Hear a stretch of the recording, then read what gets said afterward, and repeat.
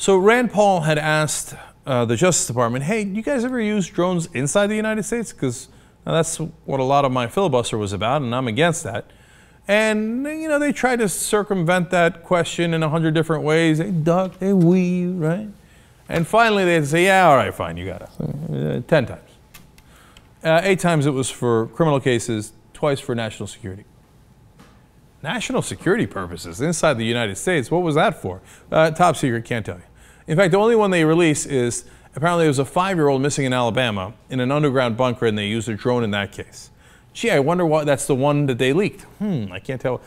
We used it to save a 5-year-old trapped in a bunker. How could you be against that? Well, why don't you tell me the other 9 cases and we'll find out. So they wrote a letter to Rand Paul, and according to Slate, they say the FBI also told Paul in its letter, dated July 19th, that none of its drones are armed with either lethal or non-lethal weapons, adding that it does not use aircraft to conduct bulk surveillance. Well, they're not armed yet. What are you crying about? I'm not doing bulk surveillance. I'm doing surveillance on people I want to do surveillance on.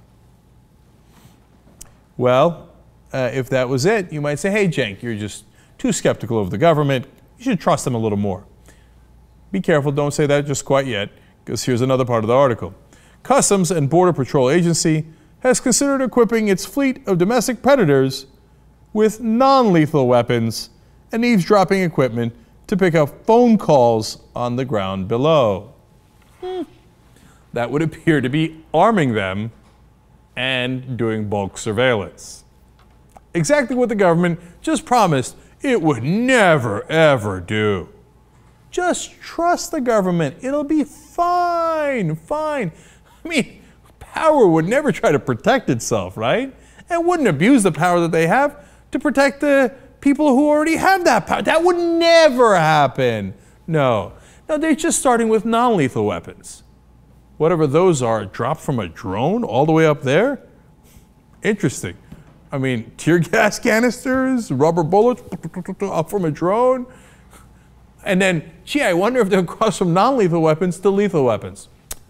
Inside the United States? Oh, no, no, they would never do that. Unless, of course, they really had to.